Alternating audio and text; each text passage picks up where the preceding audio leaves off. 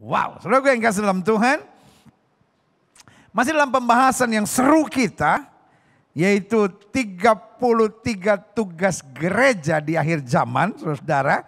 Karena memang kita bukan hanya mau melihat berkat apa yang kita terima, mujizat apa yang kita terima, fasilitas apa yang kita terima dari sorga. Tetapi sudah saatnya kita menyadari sebagai prajurit-prajurit Kristus, sebagai gereja Tuhan yang diselamatkan dan diberkati oleh Tuhan dan disiapkan untuk jadi berkat. Maka kita harus ingat what is our duty. Apa itu tugas kita. Nah, kita sudah masuk pada pembahasan yang ke-14. Wow, 14 minggu berturut-turut, tapi kita akan terus belajar sampai 33 minggu berturut-turut. Nah, sekarang kita masuk pada pembahasan ke-14. Dan pembahasan ke-14 kita yaitu tentang menjadi teladan. Nah, kalau saudara tidak keberatan, taruh tangan kanan saudara di dada. Sama-sama bilang sama saya menjadi teladan. Ayo sekali lagi, taruh tangan kanan saudara di dada, sama-sama bilang menjadi teladan. Haleluya. Saudara mau berbuat sesuatu, kan saya udah bilang kan ibadah ini interaktif kan. Oke. Sekarang ketik di kolom komen, sebab katanya begini, sesuatu yang kita katakan lalu sesuatu yang kita tuliskan akan lebih bermakna buat kita. Nah, saya mau sekarang saudara tulis di kolom komen saudara, saya siap menjadi teladan. Nah, saya tunggu. Ya. Saya mau ini membakar hati saudara. Ya, ayo. Ketik di kolom komen. Saya kasih waktu 20 detik sekarang. Ketik di kolom komen, saya siap menjadi teladan. Nah, ini komitmen. Amin. Ayo sekali lagi ketik. Saya siap menjadi teladan. Yes. Saudara-saudara yang udah ketik. Ingat ya. Ingat ini komitmen sama Tuhan. Haleluya. Ayo. Sekarang taruh tangan kanan saudara di dada lagi. Katakan, saya siap menjadi teladan. Jadi dengan mulut kita sudah nyatakan kita siap menjadi teladan. Dengan tulisan kita yang kemudian dipublikasikan karena kita taruh di kolom komen, berarti bisa dibaca oleh semua orang. Ini kesaksian kita dan komitmen kita. Saya siap menjadi teladan. Amin? Yes. Nah, buka kitab kita sama-sama. Titus 2 ayat 1 sampai 8. Tetapi engkau beritakanlah apa yang sesuai dengan ajaran yang sehat. Jelas ya. Paulus bicara kepada Titus yang dibimbingnya, diarahkan, tapi engkau beritakanlah apa yang sesuai dengan ajaran yang sehat. Jangan cuma cari sensasi, jangan hanya supaya disukai orang, jangan hanya sibuk dengan hal-hal yang bombastis, jangan hanya suka sibuk nyerang orang, lalu jatuhin orang supaya kelihatannya lu yang paling hebat gitu ya kan. No. Beritakanlah apa yang sesuai dengan ajaran yang sehat. Kalau karena ajaran yang sehat kau disukai orang, tetap pandang Yesus. Kalau karena ajaran yang sehat kau dimusuhi orang, tetap pandang Yesus. Simple aja. Saya khawatir dunia sekarang penuh dengan orang-orang yang suka cari sensasi. Cari hal-hal yang bombastis. Serang kanan, serang kiri supaya kelihatan, wah dia yang paling luar biasa. Nah itu yang Alkitab sudah nubuatkan.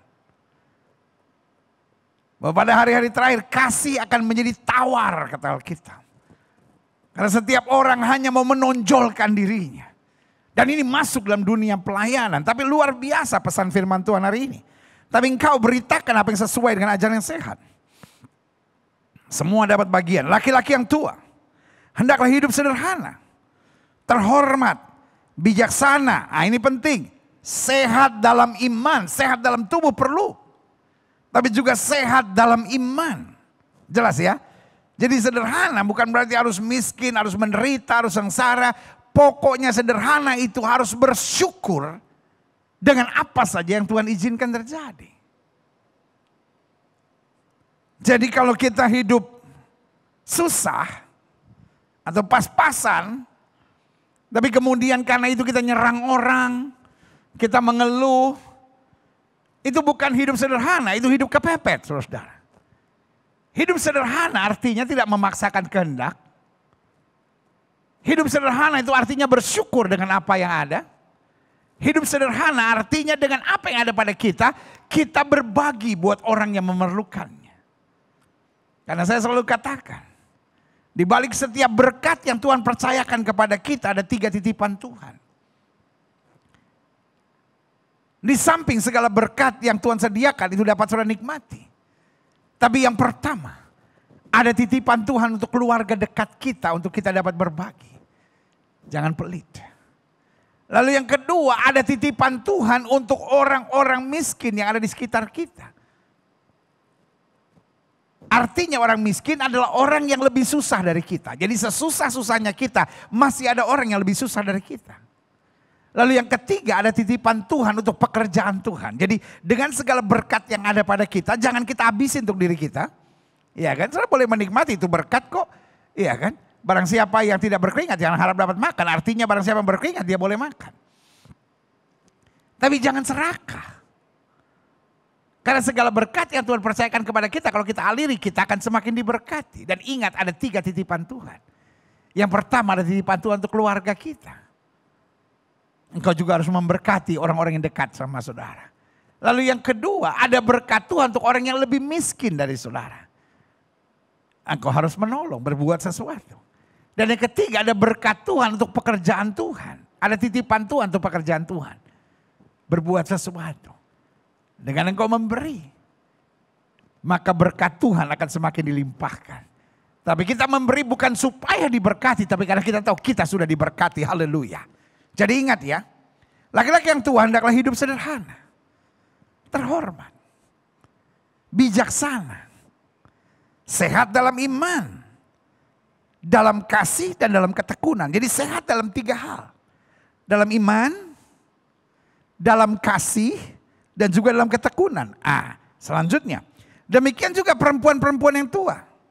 Hendaklah mereka hidup sebagai orang-orang yang beribadah. Jangan cerewet. Orang makin tua itu makin kayak oma-oma banget gitu. Makin mau ngatur semuanya. Sehingga makin tua kok. Ini yang orang bilang makin tua kok makin menyebalkan gitu. Makin tua kok makin cerewet gitu. Makin tua kan harusnya makin bijaksana ya kan. Hendaklah mereka hidup sebagai orang yang beribadah. Ini kalau pakai istilah presiden kedua Indonesia waktu itu. Mandek pandito. Jadi makin tua tuh makin harus banyak doa bu. Makin banyak doa, makin banyak berserah. Anak, cucu, menantu. Jangan diomelin terus. Didoain.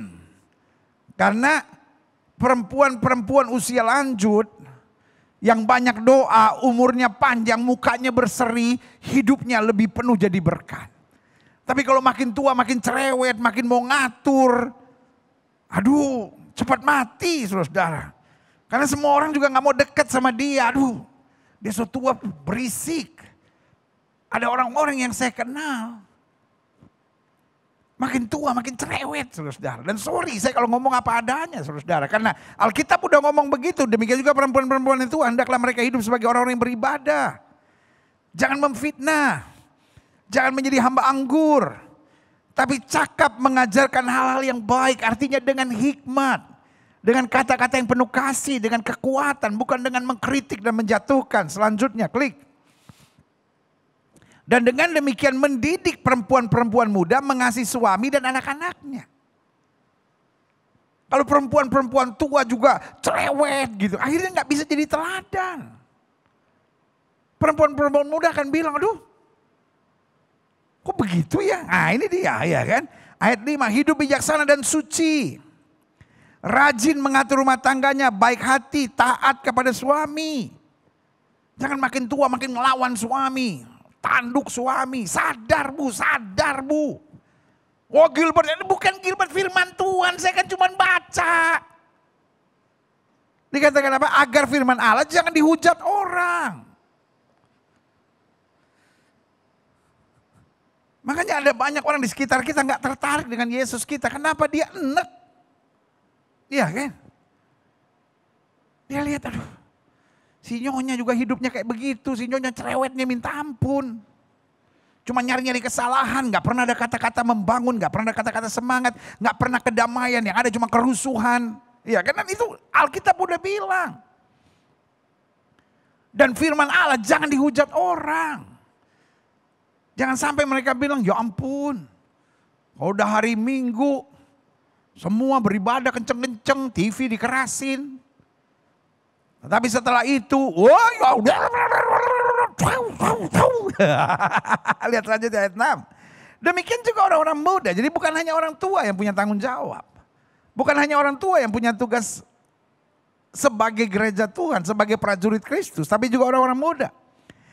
Demikian juga orang-orang muda, nasihatilah mereka supaya mereka menguasai di dalam segala hal. Anak-anak muda khususnya di akhir zaman ini, kalian harus menguasai diri dalam segala hal. Karena dunia sekarang saya sebut dunia yang ribet. Dunia sekarang dunia yang liar. Dosa sekarang cuma dilakukan dengan jempol, saudara. Segala duniawi hanya bisa diselesaikan dengan jempol. Bahaya, saudara. Kita harus menguasai diri. Karena dunianya sekarang dunia yang liar, saudara. Lihat selanjutnya. Dan jadikan dirimu sendiri suatu teladan. Jadi lihat ya. Intinya, laki-laki yang tua harus menjadi teladan. Perempuan-perempuan yang muda harus menjadi teladan. Dan sekarang perempuan-perempuan yang tua harus jadi teladan. Dan sekarang untuk yang muda-muda, jadikan dirimu sendiri satu teladan dalam berbuat baik. Hendaklah kau jujur dan bersungguh-sungguh dalam pengajaranmu. Artinya orang-orang muda harus jadi teladan. Di akhir zaman, pemberitaan Injil bukan hanya tugas para pendeta. Tapi di akhir zaman, tugas penginjilan, tugas jadi berkat, tugas untuk memberitakan firman Tuhan, tugas semua kita. Ayo taruh tangan kanan saudara di dada, sama-sama bilang tugas semua kita. Ayo sekali lagi, tugas semua kita. Amin. Ayo kita berbuat satu lagi ya. Sekarang tulis di kolom komen ya. Tugas saya. Ayo. Saya senang nih kasih kerjaan buat setiap saudara. Supaya saudara jangan cuma Mbak Uni ya kan. Ayo ketik di kolom komen. Bilang tugas saya juga. Ayo bilang tugas saya juga. Ya tugas saya juga. Karena kita bilang ada dua hal. Satu. Dunia akan lapar dan haus. Dan yang lapar dan haus ini belum tentu sempat ke gereja. Yang lapar dan haus ini belum tentu sempat buka channel-channel YouTube pekabaran Injil. Tetapi saudara ada di sekitar mereka. Dan saya mau yakinkan saudara. Tidak akan ada penuaian besar-besar lagi kecuali hari-hari ini. Orang sedang takut dan bingung. Orang sedang tertekan, orang sedang gak punya solusi. Agama gak punya solusi, tapi Yesus punya solusi. Yes. Amin.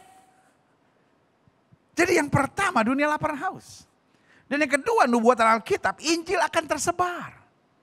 Pertanyaan saya, apakah satu orang Gilbert Lumoindong, satu orang Niko Nyoto Raharjo misalnya, satu orang pendeta HKBP, pendeta Gemim, satu orang Stephen Tong misalnya, satu denominasi gereja seperti Reform, apakah bisa mengabarkan Injil ke seluruh dunia? No. Artinya apa? Setiap kita harus punya tugas.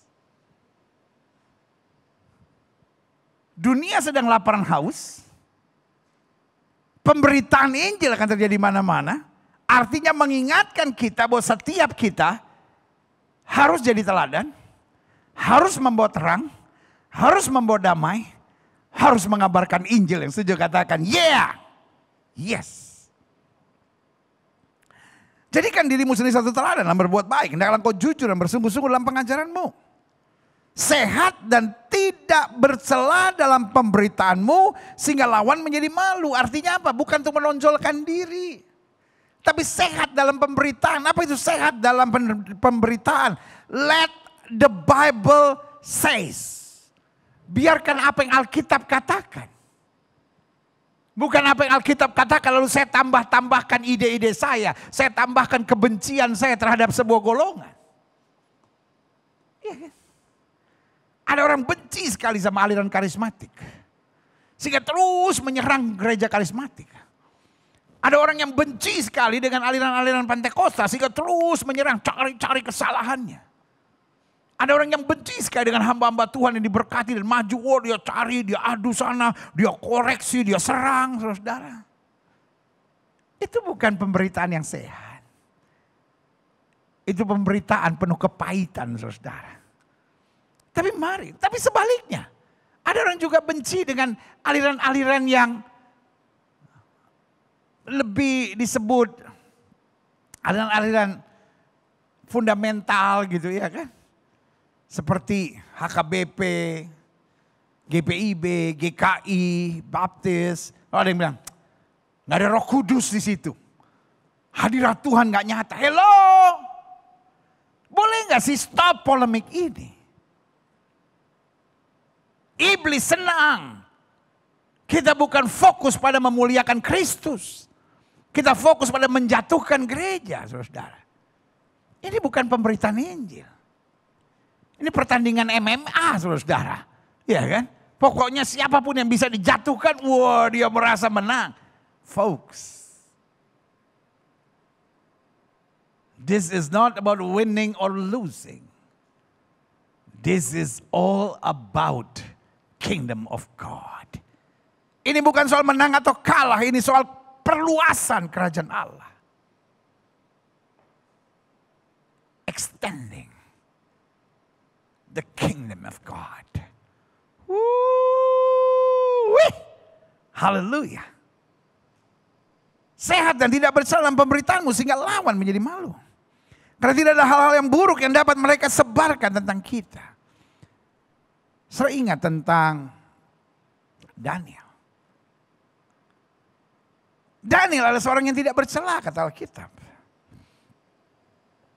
Bahkan orang mencari-cari kesalahan Daniel. Tapi dia tidak temukan kesalahan. Memang ada orang yang akhirnya mengangkat-ngangkat kesalahan orang. Padahal kampungan, norak saudara. Makanya selalu saya bilang. Ada banyak orang menyerang. Tidak menjelaskan siapa yang diserang. Tapi menjelaskan isi otaknya. Bahwa otaknya penuh kepahitan, penuh kebencian, penuh dengan kejahatan. Sehingga terus cuman hanya mau jatuhkan. Kita lihat di sini. Iya kan? Sehat dan tidak bersalah dalam pemberitaanmu. Sehingga lawan menjadi malu. Karena tidak ada hal yang buruk yang dapat mereka sebarkan tentang kita. Akhirnya mereka sebarkan hanya fitnah. Hanya gosip. Hanya hal-hal yang hanya menjelaskan tentang dirinya sendiri. Yang penuh dengan iri dan kebencian. Kita lihat selanjutnya. Matius 5 ayat 13. Kamu adalah garam dunia. Taruh tangan kanan saudara di dada. Sama-sama bilang saya adalah garam dunia. Ayo sama-sama bilang saya adalah garam dunia. Yang ini perlu diketik gak ya? Perlulah. Hari ini Gilbert kok bikin banyak kerjaan buat gue. Lo bukan bikin kerjaan. Karena saya baru baca satu buku. Apapun yang kita katakan. Apapun yang kita pikirkan. Kalau kita katakan. Lalu kita tulis. Kita do something. Itu akan terekam dalam kehidupan kita. Oke? Sama-sama bilang. Saya siap menjadi garam dunia. Ayo ketik di kolom komen. Saya siap menjadi garam dunia. Yeah! Woo, haleluya. Kan malah garam dunia. Jika garam itu menjadi tawar, dengan apakah ia diasinkan? Tidak ada lagi gunanya selain dibuang dan diinjak orang. Jadi kalau hidup Kristen kita nggak bisa jadi garam. Garam itu apa sih? Garam itu bukan soal bentuknya, tapi soal rasanya. Masukkan garam di sop. Engkau gak akan lihat bentuknya, engkau hanya akan rasa. Betul? Kalau gak percaya. Taruh garam sesendok makan. Di kopi mertua saudara. Apapun risikonya gue gak tanggung jawab ya. Siapa suruh lu gak percaya sama omongan gue. Kita gila ya. I'm just kidding. Tapi maksudnya gini. Aduh, kita udah setahun lebih bersama-sama ini saya udah rasa dekat betul sama saudara ini. Saudara gue kasih dalam Tuhan, garam itu soal rasanya. Kalau garam itu sudah tidak ada rasa, ya kan? Taruh satu sendok di kopi mertua. Nanti saudara lihat kalau mertua saudara, apa ini?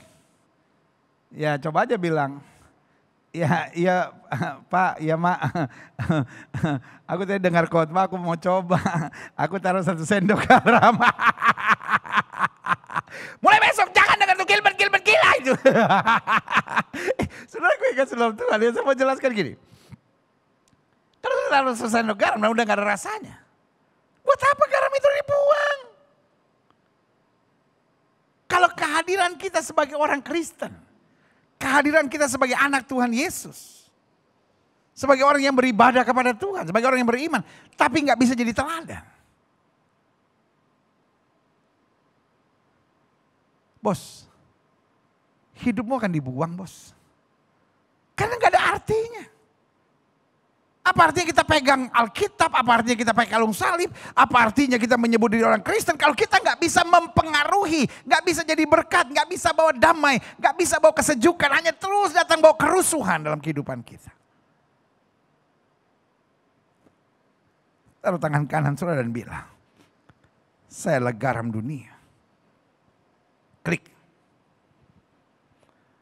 2 Tesalonika 3 ayat 7-8. Sebab kamu sendiri tahu bagaimana kamu harus mengikuti teladan kami. Karena kami tidak lalai bekerja di antara kamu dan tidak makan roti orang dengan percuma. Tapi kami berusaha dan berjerih payah siang dan malam supaya jangan menjadi beban bagi siapapun di antara kamu. Lihat, Paulus bilang apa pada jemaat di Tesalonika? Sebab kamu sendiri tahu bagaimana kamu harus mengikuti teladan kami. Jadi Paulus bukan hanya memberitakan firman. Pertanyaan saya, apakah Paulus sempurna? No. Paulus punya begitu banyak kelemahan dan kekurangan. Bahkan Paulus pernah bilang dari sekalian rasul, akulah rasul yang paling hina. Tapi dia berani katakan, ikutilah teladan kami. Jadi artinya di tengah kekurangan dan kelemahannya, dia berjuang keras. Supaya ada hal-hal yang masih bisa diteladani, betul. Kita gak bisa copy paste. Artinya, kita gak bisa meneladani semua orang dalam segala sesuatu, itu urusan Tuhan Yesus. Tapi minimal hidup kita jangan nyusahin orang, jangan jadi batu sandungan, jangan menyebalkan, jangan mendatangkan kerusuhan dan kegaduhan dimanapun kita ada. Coba lihat di sini. Sebab kami sendiri tahu bagaimana kamu harus mengikuti teladan kami. Karena kami tidak lalai bekerja di antara kamu. Betul kami ada kekurangan, betul kami ada kelemahan, tapi kami terus berjuang, bekerja keras untuk kamu. Ayat 8, dan tidak makan roti orang dengan percuma. Tapi kami berusaha dengan berjerih payah siang dan malam. Supaya jangan menjadi beban bagi siapapun di antara kamu. Artinya kita tidak merugikan orang. Tidak menyusahkan orang, tidak mencelakakan orang, tidak mendatangkan duka, tidak mendatangkan gundah, tidak mendatangkan kegaduhan dimanapun kita ada. Kita lihat selanjutnya. Ini yang Kristus mau kita menjadi teladan. Nah, saya simpulkan di pendahuluan awal begini. Secara jujur, dunia di mana kita hidup hari-hari ini, saya catat, sedang krisis keteladanan. Cari orang ganteng banyak, cari orang pinter banyak, cari orang cantik banyak, cari orang kaya banyak. Tapi cari orang yang menjadi teladan, ini yang sulit. Saya catat di sini begini. Semua mau menjadi guru. Senang kritik, nyerang, jatuhkan, ya. Ngajar, mesti begini dong, mesti begini dong, mesti begini dong. Senang jadi komentator. Saudara-saudara yang kemarin-kemarin ngikuti pertandingan Piala Eropa, wah, Spanyol dikomentarin, Itali, Inggris, Prancis, Denmark dikomentarin, semua dikomentarin. Kayak bisa aja lu main bola. Iya kan? Politik dikomentarin, COVID dikomentarin. Dan yang repot adalah orang-orang yang berkomentar, sorry ya pakai bahasa saya, mulutnya besar tapi otaknya kosong. Gilbert kadang-kala kalau ngomong suka sembarang. Loh, folks, I'm a servant of God. Saya hamba Tuhan. And I love you so much. Itu sebabnya karena cinta. Saya akan ngomong apa adanya. Saya bisa hanya ngomong hal-hal yang menyenangkan buat saudara. Tapi apa artinya? Mungkin saudara akan memusuhi saya. Tapi saya tetap akan mencintai saudara. Saya akan mendoakan saudara tetap. Saudara mungkin akan memfitnah saya. Akan menyebarkan apa. Biarkan. Saya tetap akan memberitakan kebenaran whatever the price might be. Untuk itu saya dipanggil. Saudara-saudara yang mengikuti pelayanan saya dari awal. Saudara akan mengerti. Saya mulai pelayanan. Dari pelayanan-pelayanan pinggiran-pinggiran. Saya sempat melayani 2 tahun di Cinere. Di antara supir-supir Metro Mini, Kopaja, dan juga kenek-keneknya. Saya tahu apa artinya melayani anak-anak pinggir jalan dan lain-lain. Semua sudah lewati. Gereja-gereja di pedalaman, di kampung-kampung, dari situ saya mulai. Sampai akhirnya Tuhan percayakan. Saya mulai ada di RCTI. Saya mulai keliling. Ke 34 provinsi yang waktu itu masih 27 provinsi. Kabupaten, kota, kecamatan, lembah gunung. Saya lewati semua. Saya tahu apa artinya diancam mau dibunuh. Saya tahu apa artinya direncanakan berkali-kali mau diculik dan dihilangkan. Thank God I'm here. Ancaman tidak pernah menakutkan buat saya. Karena yang saya lebih takutkan adalah api neraka. Difitnah, dimaki, dijauhi orang. Tidak menakutkan buat saya. Tetapi Yesus berkata, hanya dari hadapanku kamu membuat kejahatan. Itu yang menakutkan buat saya. Itu sebabnya komitmen saya akan tetap memberitakan kebenaran. Sepahit apapun, nothing but the truth. Tidak ada hal lain kecuali kebenaran yang akan saya sampaikan. Dan ini yang saya bilang, banyak orang menjadi komentator hari-hari ini. Hanya dengan modal mulut besar tapi otak kosong, saudara. Dan itu sebabnya saya sebut dunia ini krisis keteladanan. Semua orang mau menjadi guru. Semua orang mau menjadi komentator. Semua orang mau menjadi hakim. Padahal untuk menjadi guru, menjadi komentator, menjadi hakim ada sekolahannya. Ada pendidikannya, ada syarat-syaratnya. Tapi sekarang orang gak mau tahu sekolah guru atau tidak. Mau ngajarin orang apa aja, ngerti atau enggak ngajarin orang. Ini yang pepatah bilang. Orang buta menuntun orang buta. Bos, kalau gak bisa nyebrang, jangan ngajarin orang nyebrang. Kalau nggak bisa naik sepeda, jangan ngajarin orang naik sepeda. Kalau nggak bisa bawa mobil, jangan ngatur orang yang sedang bawa mobil. Banyak suami istri berkelahi di jalan. Kan sekarang kan masa corona gini kan, banyak yang ada pergi jalan gitu kan. Takut sama supirnya karena nanti supirnya yang kena corona, udah kita bawa mobil sendiri. Sementara suaminya bawa mobil, istrinya kanan, kiri. Jangan gitu dong Pak, masuk kanan. Padahal istrinya gak bisa bawa mobil. Sampai suaminya bilang, udah mama aja yang bawa mobil dah. Oh dikasih tahu aja marah. Karena kalau orang gak ngerti bawa mobil lalu tetap ngajarin orang bawa mobil, nabrak saudara. Standarnya sudah gak ngerti. Ini orang buta, nuntun orang buta dan masih tetap ngotot. Iya kan? Penakut jangan ngajarin orang yang berani. Kalau kita takut nyebrang. Lalu istri lebih berani lah nyebrang. Istri udah pegang tangan suaminya, ditarik lagi. Jangan. Ini yang bahaya. Udah di tengah, ketabrak motor.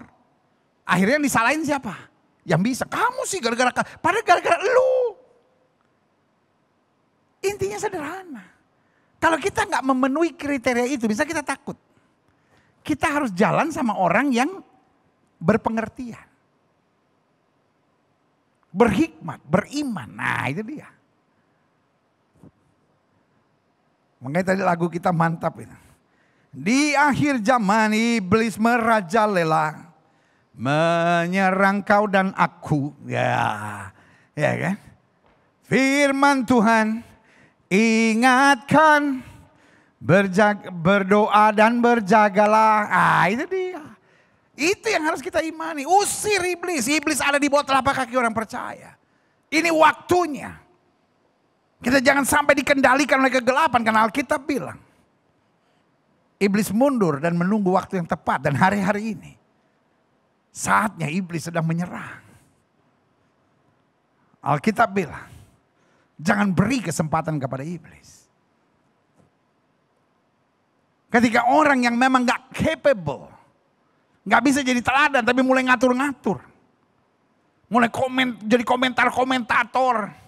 Dan kemudian menjadi hakim. Makanya waduh, sekarang hakim makin banyak. Di gereja banyak. Di pergaulan banyak. Di YouTube banyak. Yang sedang menghakimi pendeta lain. Menghakimi gereja lain. Menghakimi hamba Tuhan lain. Menghakimi program-program lain. Hello. Saudara gak punya ide untuk program sendiri? Bikin program sendiri dong yang bagus. Jangan kau bikin program sengaja untuk nyerang-nyerang orang. Hello.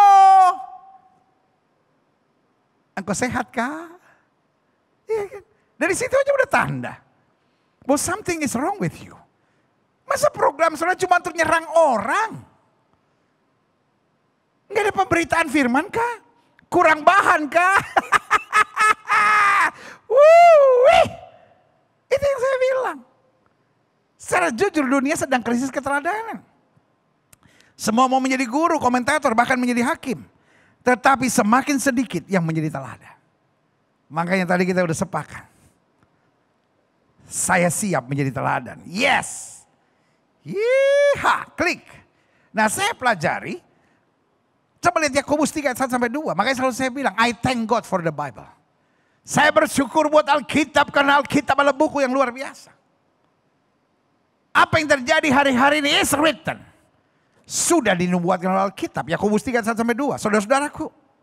Janganlah banyak orang di antara kamu mau menjadi guru. Artinya apa? Di akhir zaman banyak orang mau menjadi guru, jadi komentator, jadi hakim. Sebab kita tahu bahwa sebagai guru kita akan dihakimi menurut ukuran yang lebih berat. Saudara yang senangnya kritik orang, nyerang orang, jatuhin orang. Engkau harus akan mempertanggungjawabkannya. Ayat 2. Sebab kita semua bersalah dalam banyak hal. Barang siapa tidak bersalah dalam perkataannya, ia adalah orang sempurna. Yang dapat mengendalikan seluruh hidupnya. Nah, saudaraku. Itu orang-orang gereja banyak kekurangan, banyak kelemahan, nama batuan, banyak kekurangan. Itu sebabnya kita masih ke gereja, itu sebabnya kita masih belajar. Kalau kita udah sempurna, ke surga. Saudara gak perlu ke gereja lagi. Jangan kecewa kalau bilang, aduh banyak orang gereja kok gak sempurna. Itu sebabnya kita ke gereja, itu sebabnya kita beribadah, itu sebabnya kita belajar. Karena kita masih kurang sempurna. Kalau udah sempurna, ke surga kita. Iya kan? Berarti setiap kita, mari belajar. Untuk terus dapat memberi teladan. Bukan memberi tuntutan, memberi penghakiman. Memberi komentar. Memberi ocehan-ocehan yang gak penting. Karena tugas kita membawa damai menjadi berkat dan menjadi teladan. Haleluya. Selanjutnya. Kristus datang jelas. Salah satunya untuk memberi teladan. Coba lihat ini. Klik. 1 Petrus 2 ayat 21 sampai 22. Sebab untuk itulah kamu dipanggil. Karena Kristus pun telah menderita untuk kamu dan telah meninggalkan teladan bagimu supaya kamu mengikuti jejaknya. Jadi saudara kasih dalam Tuhan. My Jesus is not just only a teacher. Not just only a judge. Dia bukan hanya hakim, dia bukan hanya guru, dia bukan hanya komentator. Memberi komen-komen, no.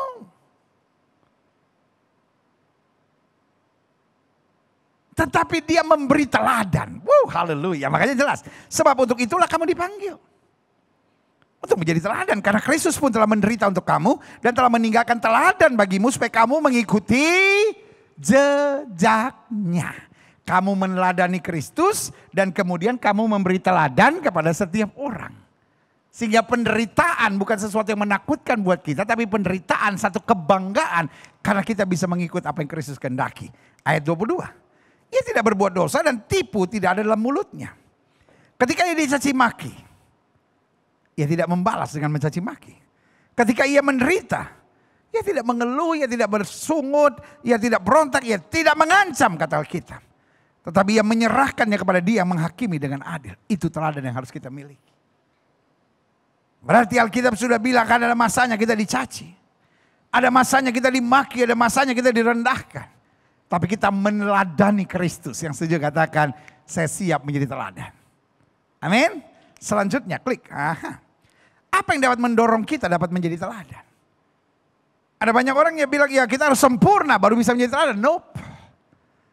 Apa yang mendorong kita di tengah kekurangan dan kelemahan kita bisa menjadi teladan? Saya catat di sini ada beberapa hal. Yang pertama, mengenal Kristus dan meneladani Kristus. Jadi kita bukan hanya cinta Yesus karena Alkitab bilang kalau kamu mencintai aku, kamu akan menuruti segala perintahku. Jadi nggak bisa kita bilang, oh ya saya mencintai Yesus and I love my Jesus with my own way. Saya mau tetap merokok lah, saya mau tetap nge-vape lah, saya mau tetap nonton tayangan cabul lah, saya mau tetap hidup dengan cara-cara duniawi lah, saya keluar masuk diskotik is okay, but God knows I love Him with all of my heart. No. Alkitab bilang, kalau kamu mencintai aku, kamu harus menuruti segala perintahku. Jadi kalau di dalam Alkitab diajarkan kita hidup kudus, harus hidup kudus. Kalau Alkitab bilang kita harus mengampuni, kita harus mengampuni. Kalau Alkitab bilang jangan kamu menjamah yang najis, kita harus tidak menjamah yang najis. Simple aja. Seorang yang menjadi teladan mungkin belum sempurna. Tetapi dia mengenal Yesus dengan betul.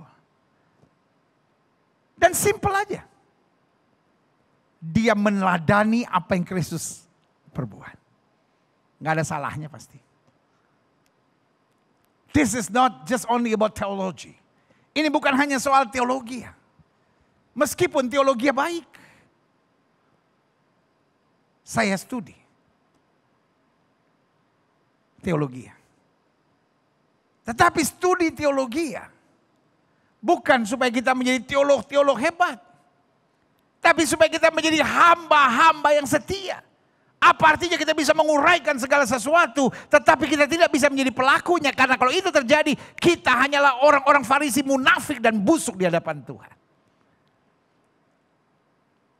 Nothing is wrong with theology.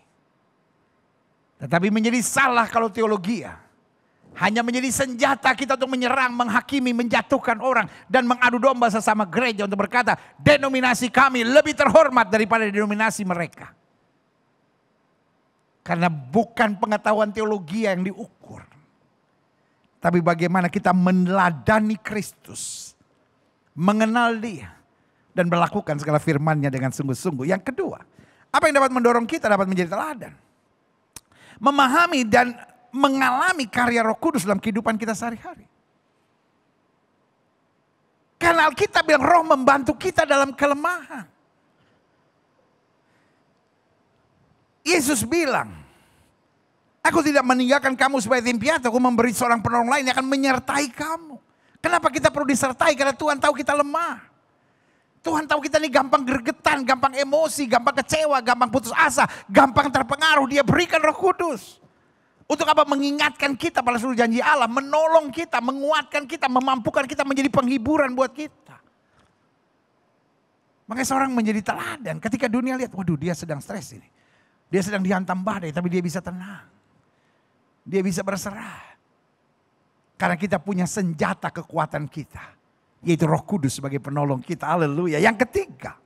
Jadi jangan sudah berpikir, oh saya harus sempurna dulu baru saya bisa jadi teladan. No. Ketika kita meneladani Kristus. Ketika kita dipimpin oleh Roh Kudus dalam keseharian kita. Sehingga setiap kali kita kecewa, kita putus asa, kita bilang Roh Kudus tolong saya. Roh Kudus mampukan saya. Roh Kudus beri kesabaran buat saya. Roh Kudus mampukan saya untuk mengampuni. Roh Kudus mampukan saya melupakan apa-apa yang menyakitkan di belakang saya. Mungkin ada saudara-saudara yang gak bisa melupakan mantan saudara. Sehingga saudara pakai nomor lain, telepon-telepon mantan saudara. Norak banget sih gitu. Iya kan? Tinggal mantan sudah dengar, hello, terus sudah, aduh, kapan? Ayah, saudaraku yang kasih dalam Tuhan. Atau mungkin ada saudara-saudara yang gak bisa melupakan trauma, gak bisa mengampuni diri saudara sendiri karena kesalahan saudara. Ini waktunya, ada roh Tuhan di dalam kita yang akan menguatkan kita, yang memampukan kita. Dan mengarahkan kita pada kehidupan yang lebih bertanggung jawab. Haleluya. Yang ketiga, apa yang dapat mendorong kita dapat menjadi teladan? Yaitu memiliki kasih serta komitmen yang kuat untuk menghadirkan nilai-nilai kerajaan Allah di sekitar kita. Jadi harus ada kasih kepada Tuhan. Kasih kepada sesama. Kasih kepada tugas tanggung jawab yang Tuhan berikan buat kita dan memiliki komitmen. Tuhan, saya hidup bukan hanya asal hidup. Betul, saya lewati jalan yang keras.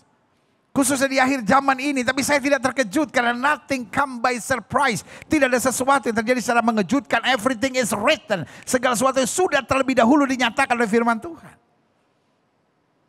Tapi saya tetap harus punya komitmen. Komitmen saya adalah saya garam dunia.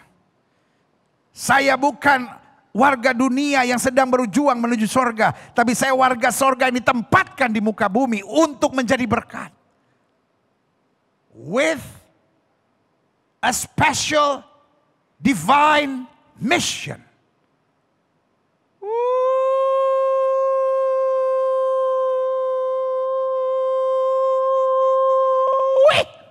Yes. With a special divine mission. Yaitu menghadirkan kingdom value. Nilai-nilai kerajaan Allah. Nilai-nilai mengampuni. Nilai-nilai iman. Nilai-nilai ketangguhan. Nilai-nilai ucapan syukur. Nilai-nilai untuk menjadi berkat. Dan bukan hanya menarik berkat. Selanjutnya, apa yang dapat mendorong kita dapat menjadi teladan? Yang pertama, mengenal Kristus dan meneladani Kristus. Yang kedua, memahami dan mengalami karya Roh Kudus dalam kehidupan kita sehari-hari. Tiga, memiliki komitmen serta memiliki kasih serta komitmen yang kuat untuk menghadirkan nilai-nilai kerajaan Allah di sekitar kita. Dan yang keempat, kesiapan untuk mematikan segala kenikmatan duniawi yang ujung-ujungnya menuntun pada kehidupan dalam daging. Jadi ada keinginan-keinginan duniawi. Dan kita harus menyalipkannya. Kadang-kadang gak mudah. Tapi ini butuh komitmen dan tekad kita untuk bilang perbuatan daging harus saya matikan. Makanya Alkitab bilang, matikanlah perbuatan-perbuatan daging. Makanya Alkitab bilang salibkan dirimu. Makanya Alkitab ajarkan kita hiduplah oleh roh. Maka kamu tidak akan menuruti keinginan daging. Waktu kita fokus senantiasa pada pujian dan penyembahan. Pada fokus kita untuk menggali firman. Pada fokus kita, Tuhan saya mau jadi berkat, Tuhan saya mau memuliakan Kristus, Tuhan saya mau meninggikan Kristus, Tuhan saya mau lewat hidup saya nama Yesus dipermuliakan, tidak dipermalukan. Maka pada saat itulah kita siap untuk mematikan segala kenikmatan duniawi. Karena ingat, yang nikmat, yang enak, yang untung tidak selamanya menyenangkan hati Tuhan. Yang nikmat, yang enak, yang untung tidak selamanya bisa menjadi berkat. Yang nikmat, yang enak, yang untung tidak selamanya bisa membawa kita ke sorga. Tapi justru dengan ketaatan. Dengan kesungguhan dan kesetiaan. Di situ kita melihat kemuliaan yang dinyatakan. Haleluya. Selanjutnya saya pelajari. Pertanyaan renungan yang perlu kita renungkan sebagai anak-anak Tuhan. Dalam pembahasan hari ini tugas gereja di akhir zaman. Jika anak-anak Tuhan Yesus tidak dapat menjadi teladan. Dunia harus melihat siapa? Dunia harus meneladani siapa? Kalau saya yang menyebut dirinya anak Tuhan. Kalau saya yang menyebut dirinya pengikut Kristus. Saya menyebut diri sebagai hamba Tuhan. Lalu saya tidak bisa jadi teladan. Pertanyaan saya, dunia mesti meneladani siapa? Orang akan bilang, wah pengajar Yesus mah emang keren sih. Tapi anak-anaknya bikin mual. Lihat orang-orang Kristen, saya pengen muntah melihatnya. Saudaraku. Jangan sampai itu terjadi. Biarlah hari ini kita diingatkan oleh Roh Tuhan. Jangan sampai lewat saya. orang yang harusnya menuju keselamatan, kehilangan keselamatan karena saya menjadi batu sandungan yang mempermalukan nama Tuhan. Saya pelajari. Klik. Iblis akan upayakan segala hal agar hidup Kristen kita tidak menjadi teladan. Simple. Setelah mau pakai kalung salib 2,5 meter, setan gak peduli.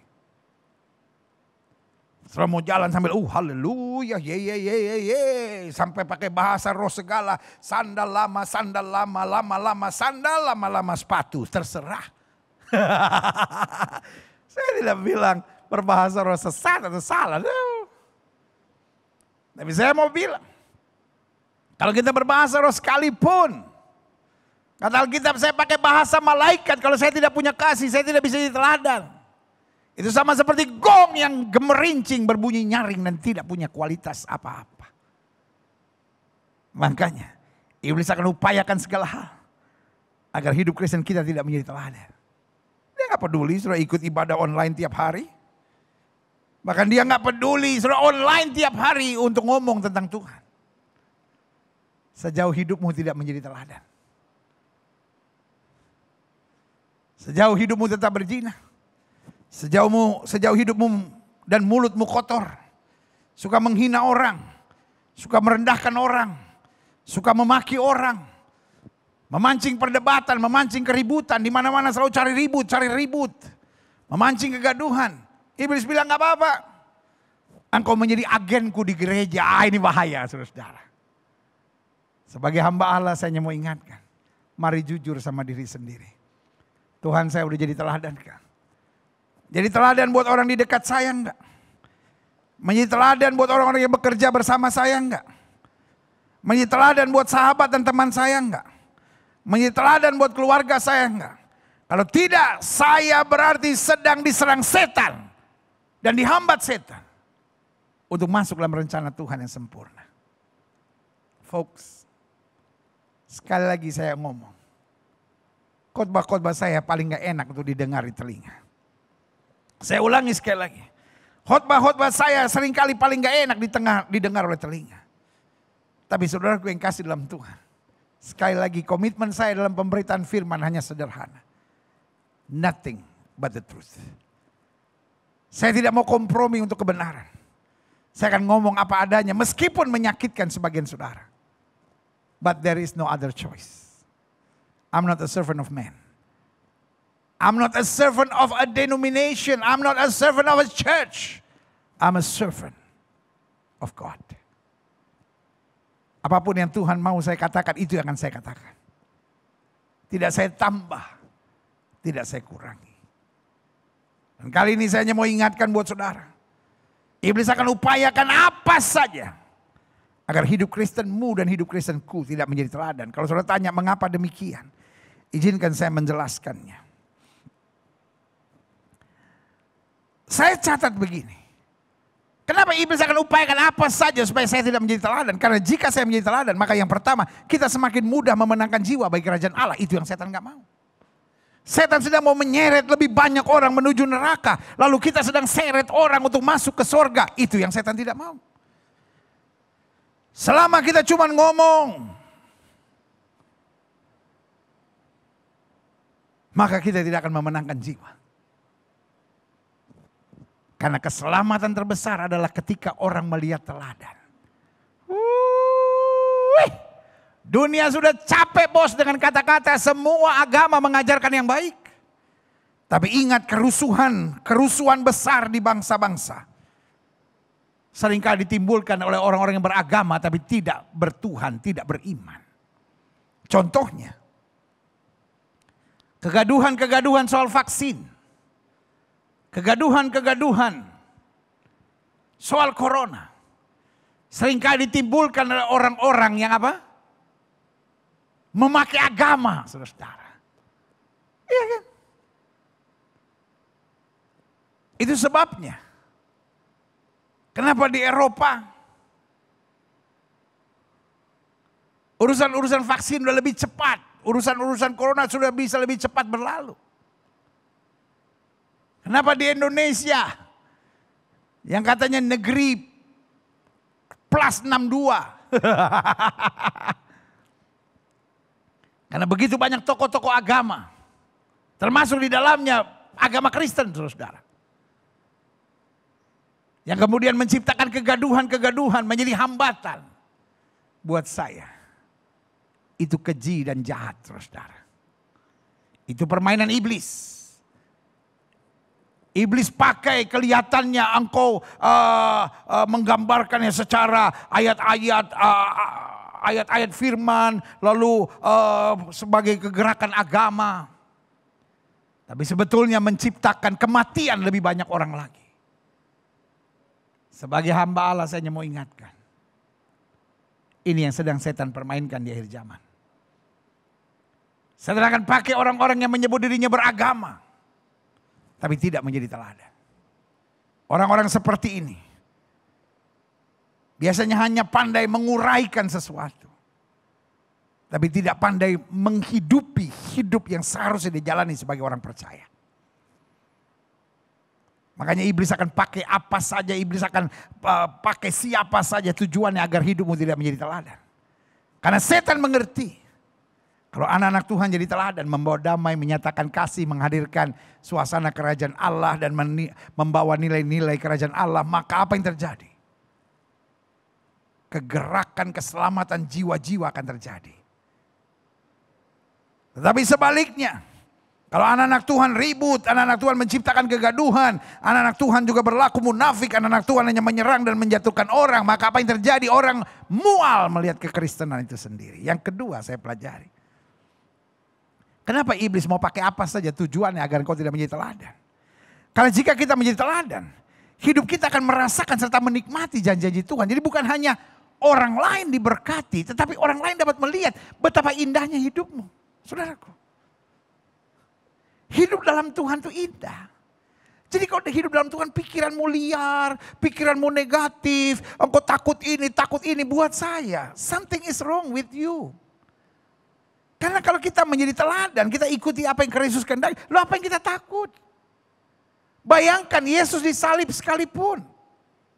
Doanya apa? Bapa ampunilah mereka sebab mereka tidak tahu apa yang mereka perbuat. Orang kalau otaknya beres, hatinya beres, jiwanya beres, maka yang keluar dari hidupnya juga yang beres-beres, saudara. Tapi orang kalau otaknya kotor, hatinya kotor, jiwanya kotor, maka selalu kotoran yang keluar, saudara. Iya kan? Saya ingat teman saya, kebetulan saya menghubungi beliau, tanpa saya tahu, rupanya saya telepon ada sedikit urusan. Tapi pas saya telepon itu pas hari ulang tahun pernikahannya. Ulang tahun pernikahan ke-21 kalau saya nggak salah. Saya telepon, apa kabar? Lagi sibuk? Justru gak sibuk, ini hari pernikahan kami. Wah, luar biasa. Kita doa, saya bilang, saling mencintai ya, walaupun 21, walaupun masing-masing sedang sibuk, situasi pandemi ini tetap harus saling cinta. Suaminya yang adalah kawan saya bilang begini, oh pendeta, saya mencintai istri saya dengan sepenuh jiwa. Wih, saya bilang biasanya orang mencintai istrinya sepenuh hati. Oh enggak, saya sepenuh jiwa. Kenapa? Apa filosofinya? Jadi kalau terjadi apa-apa dengan istri saya bukan hanya sakit hati, tapi saya sakit jiwa. Orang Manado bilang pedolong sekali. Bukan hanya sakit hati, sakit jiwa. Saya tertawa setengah menit, saudara. Karena saya pikir ini belum pernah saya dengar. Kita harus mencintai istri kita itu sepenuh jiwa. Artinya kalau terjadi sesuatu bukan cuma sakit hati, tapi sakit jiwa. Tapi yang saya mau tekankan, iya kan? Kalau gini. Kalau hidup kita menjadi teladan, maka sebenarnya kasih dalam Tuhan, kita bisa menikmati kehidupan yang indah. Jadi kalau hidup kita nggak indah, curigaan sama orang, selalu berpikir negatif, terus teladan apa yang bisa kita berikan? Sorry, engkau hanya jadi bahan tertawaan. Dan engkau dipakai setan untuk menghambat banyak orang melihat anugerah Tuhan dalam hidupmu. Boleh gak sih hidup lebih tenang gitu? Boleh gak hidup tuh nikmati kebaikan Tuhan? We are not living in Eden yet, I know. Kita belum sempurna, kita belum tiba di sorga, betul. Tapi kenapa sih kita gak bisa hidup yang nikmat gitu, yang bersyukur gitu? Iya kan? Jangan, ya tapi kalau begini saya baru bisa bersyukur. Enggak, apapun. Mau sedang difitnah orang, mau sedang disakiti orang, mau sedang dihantam badai, mau sedang semangat gitu bangun pagi bersyukur, lihat suami bersyukur, lihat istri bersyukur. Jangan lihat suami lalu kritik, nyerang, nasehatin, ngingetin. Aduh, boleh gak sih hidup tuh tenang gitu. Lihat istri koreksi, kritik, nyerang, ingetin, jatuhin. Boleh gak sih hidup tuh lihat yang kelebihannya, lihat kebaikannya, penuh syukur, nikmati. Saudaraku, hari-hari ini cukup stresnya manusia, cukup saudara. Dan buat saya, ini sudah ada permainan fear engineering saudara. Orang mau menebarkan ketakutan, tapi saya gak terkejut karena itu udah ada dalam Alkitab. Manusia akan takut dan bingung dengan apa yang menimpa. Berita-berita akan menebarkan ketakutan dan kebingungan. Alkitab sudah ngomong. Tapi umat yang mana Allahnya, umat yang tetap menjadi berkat, umat yang tetap menjadi teladan, akan tetap kuat dan bertindak. Haleluya! Amin. Orang yang hidupnya menjadi teladan akan selalu merasakan serta menikmati janji-janji Tuhan.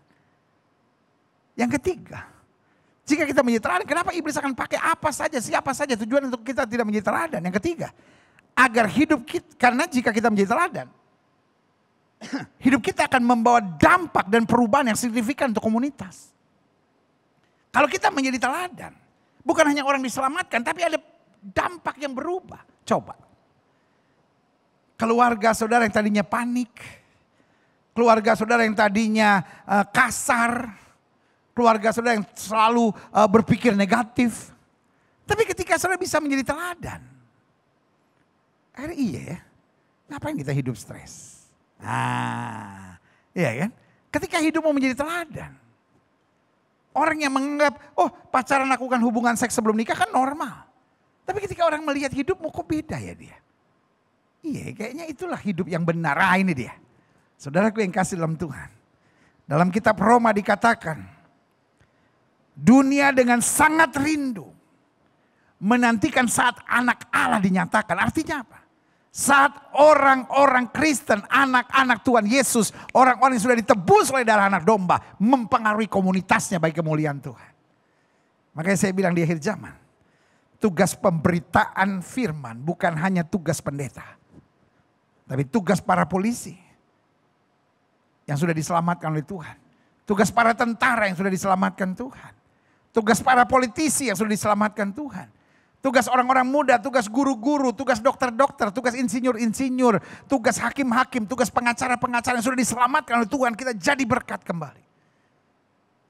Dan menjadi teladan. Dan yang keempat saya pelajari. Kenapa iblis mau buat apa saja supaya kita tidak menjadi teladan? Karena jika kita menjadi teladan, kita bukan hanya akan masuk sorga, namun kita sudah merasakan suasana sorga sementara di muka bumi. Kita sudah menghadirkan shalom sorga. Yang dalam doa Bapa kami kita katakan. Kita naikkan dalam doa kita, Bapa kami di sorga. Dikuduskan namamu, datanglah kerajaanmu. Lewat apa? Lewat kita. Saya berdoa ada sorga di keluargamu. Saya berdoa ada sorga di sekitarmu. Ada sorga di tempat kerjamu. Ada sorga dalam persahabatanmu. Kenapa? Karena di tengah dunia yang penuh tekanan ini. Engkau menjadi teladan. Yang menghadirkan damai. Membagikan kasih. Dan senantiasa menghadirkan sukacita. Dan menuntun manusia pada kebenaran. Dan otak yang cerah dan waras. Untuk melihat kebenaran yang menyenangkan. Sesuai dengan apa yang Tuhan perintahkan. Haleluya. Selanjutnya saya pelajari. Mungkin banyak orang bertanya kalau gitu. Bisakah kita yang belum sempurna menjadi teladan? Can I? Jawaban saya. Pertanyaannya salah. Kalau saya belum sempurna, bisakah saya menjadi teladan? Maka jawaban saya sederhana. Bos, pertanyaannya salah. Mungkin saudara bilang sama saya, kok pertanyaan bisa salah? Nah, saya catat di sini. Pertanyaan yang benar bukan bisa atau tidak bisa. Haruskah saya yang belum sempurna menjadi teladan? Nah itu dia. Bukan bisa atau tidak bisa, pertanyaannya salah. Ya kan? Pertanyaannya harus benar. Masa pertanyaan bisa salah? Bisa. Kalau orang tanya gini, Gilbert itu istrinya siapa? Gue bukan istri, gue suami. Jelas nggak? Kan pertanyaan bisa salah. Karena ini bukan soal bisa atau tidak bisa. Haruskah saya yang belum sempurna menjadi teladan? Maka di sini saya baru menjawab. Ya, tetap harus. Selanjutnya, lihat 1 Korintus 4 ayat 16. Sebab itu aku menasihatkan kamu. Dengan lain kata, Paulus ngomong sama jemaat di Korintus, termasuk yang sudah sungguh-sungguh, termasuk yang baru bertobat. Turutilah teladanku. Kan aku memberi teladan, kamu bukan hanya dengar, tapi kamu juga harus menjadi teladan.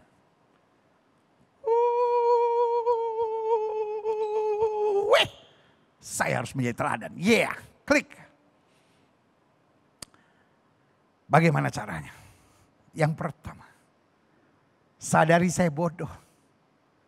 Karena itu saya harus mau terus belajar. Yang paling repot adalah orang bodoh tapi sok tahu, orang bodoh tapi sok jago, orang bodoh tapi sok ngatur, orang bodoh tapi menghakimi orang lain dan kasih tahu orang lain bodoh. Kita bodoh. Kita bodoh. Kenapa kita masih berdoa? Karena kita bodoh. Kita butuh Roh Kudus mencerahkan kita.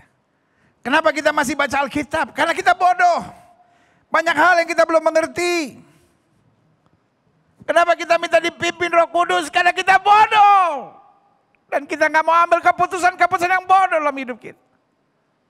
Sorry. Folks. Tanpa hikmat Tuhan, kita bodoh. Kita bodoh dalam mendidik anak. Kita butuh pimpinan Tuhan. Kita bodoh dalam menghadapi masalah. Karena itu kita butuh hikmat dari sorga. Kita bodoh.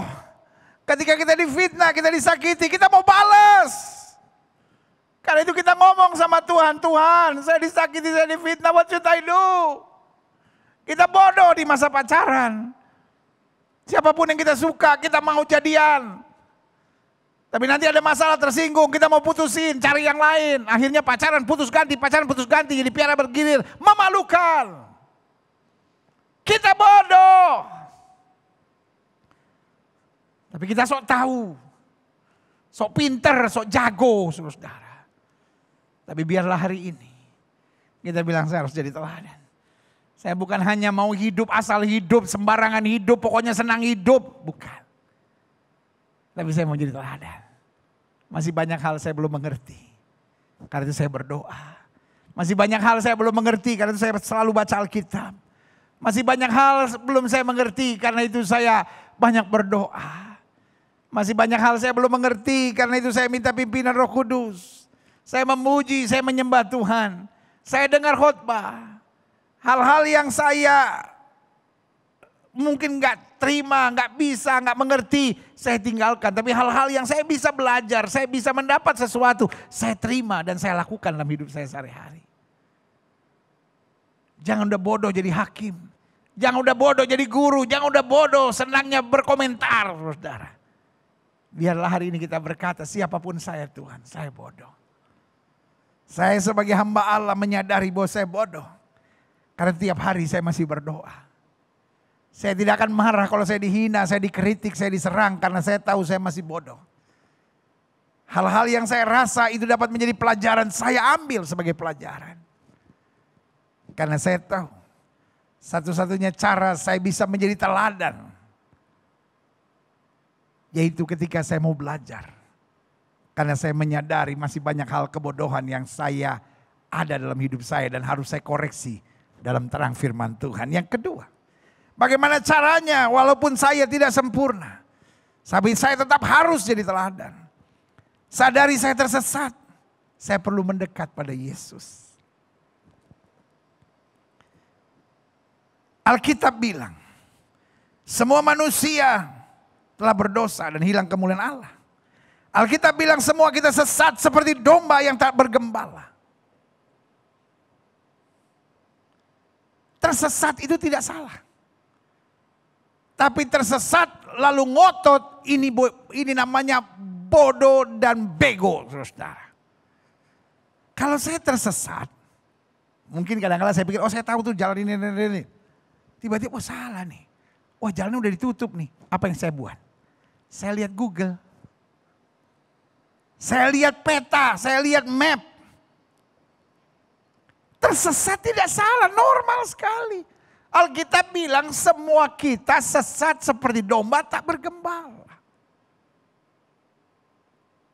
Bukan sesatnya yang salah, tapi tidak sadar bahwa kita tersesat, ini yang berbahaya.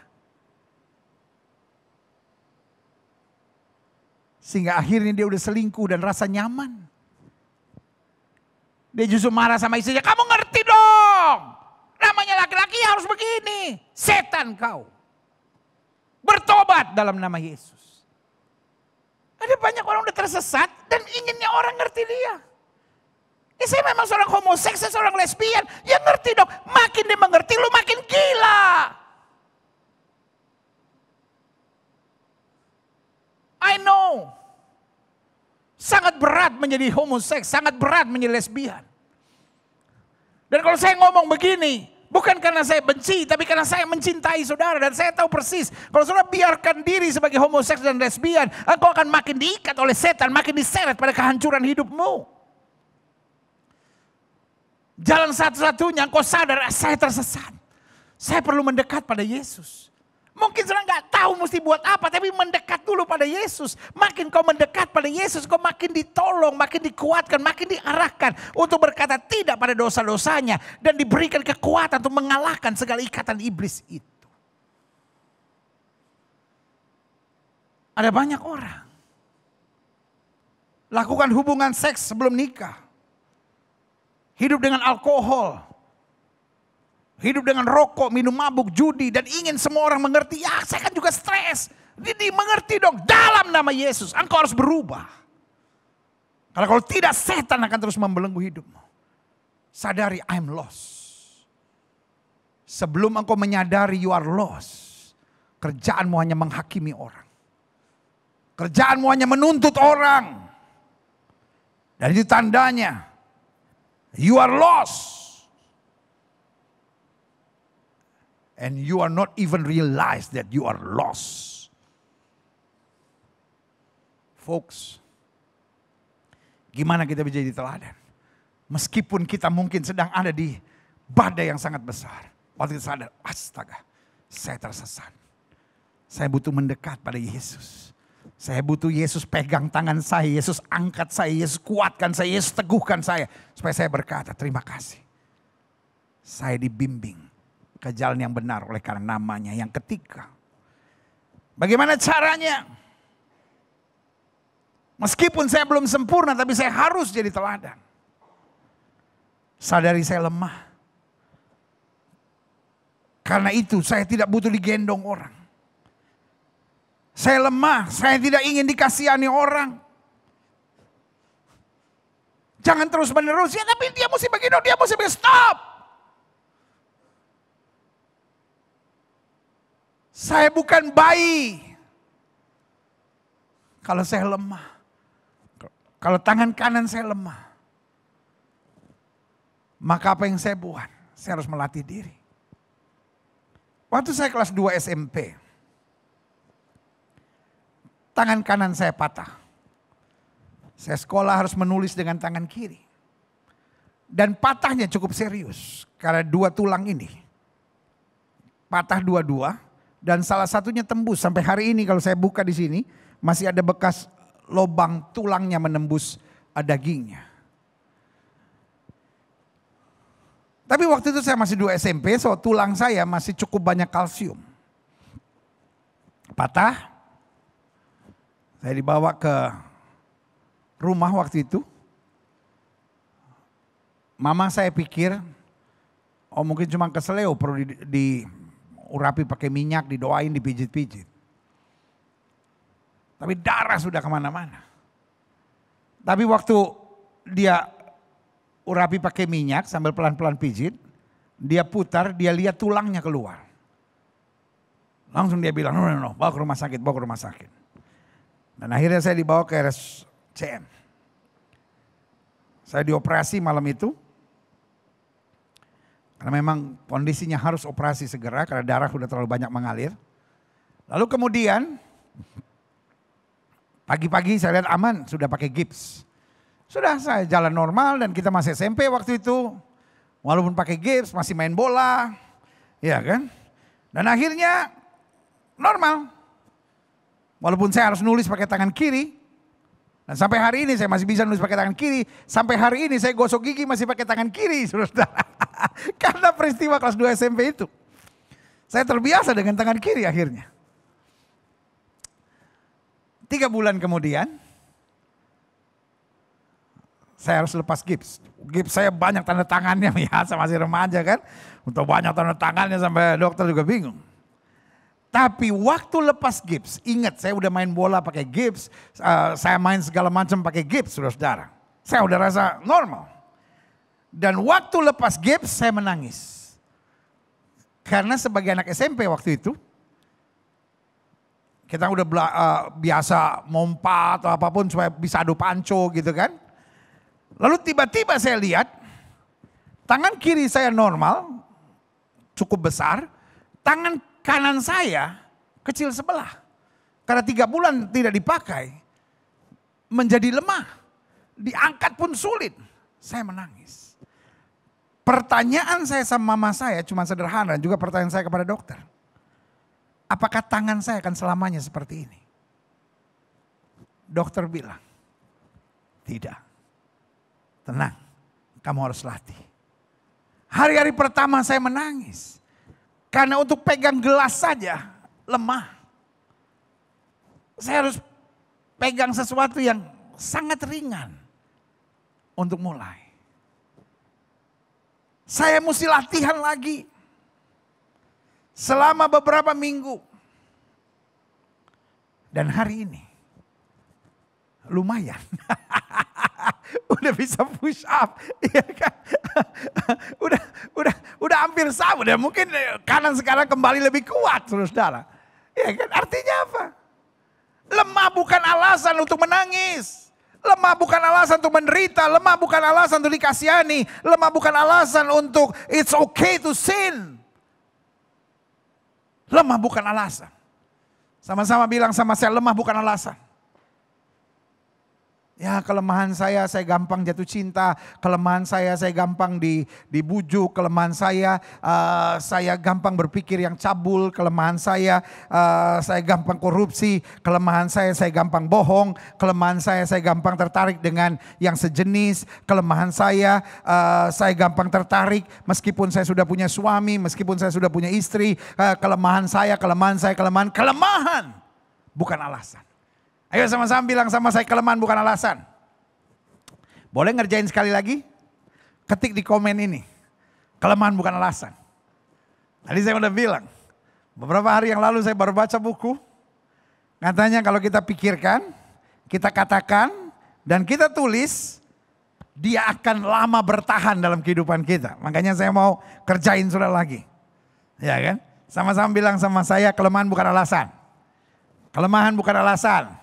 Sekarang sudah ketik di kolom komen, kelemahan bukan alasan. Ya ayo semua. Saya mau setiap saudara benar-benar melakukan. Sehingga betul-betul tertanam dalam hidup saudara. Karena saudara pikirkan, saudara katakan, saudara tuliskan. Ya, kelemahan bukan alasan. Wah, dia ngalir seperti sungai. Ya, nggak apa-apa. Supaya saudara tetap bertahan, menyadari kelemahan bukan alasan. Kalau saya lemah, itu saatnya saya melatih diri. Bagaimana latihannya? Latihan kita adalah latihan dalam kesungguhan. Untuk berjalan dalam terang firman Tuhan. Iya kan? Saya mesti melatih. Saya mesti lebih sabar. Makanya Daud latih dirinya. Dia ngomong sama diri, hai jiwaku berharaplah kepada Tuhan dan jangan lupakan segala kebaikannya. Tidak ada latihan yang enak. Semua latihan seringkali membuat frustasi. Tetapi kita harus belajar mendisiplinkan diri, menguatkan diri dan betul-betul melatih diri. Saya harus kuat, saya harus bertahan, saya harus maju, saya harus menang. Haleluya. Dan selanjutnya yang terakhir. Saya undang pemain musik maju ke depan. Bagaimana caranya? Supaya meskipun kita belum sempurna. Tapi kita harus menjadi teladan. Sadari saya hanya hamba. I'm just a servant. Saya fokus saja pada segala yang dia perintahkan pada saya. Karena yang paling penting tetap adalah penilaiannya.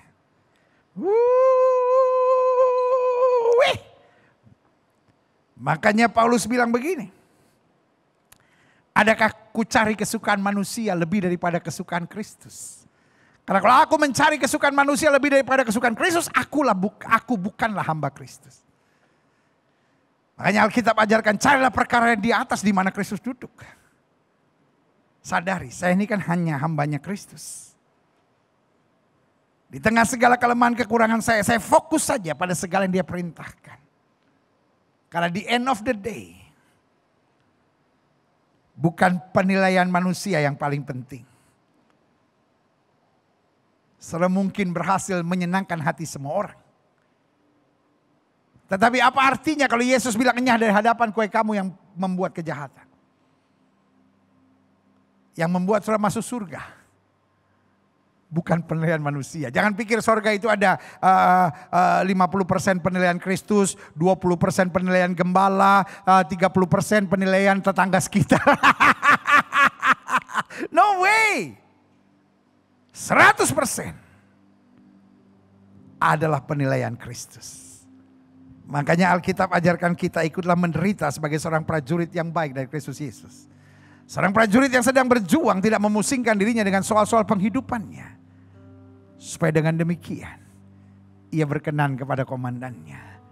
Penilaian Kristus itulah yang paling utama. Saudaraku, betul kita masih bergumul khususnya hari-hari ini. But no other choice. Tidak ada pilihan lain. Kita harus menjadi teladan.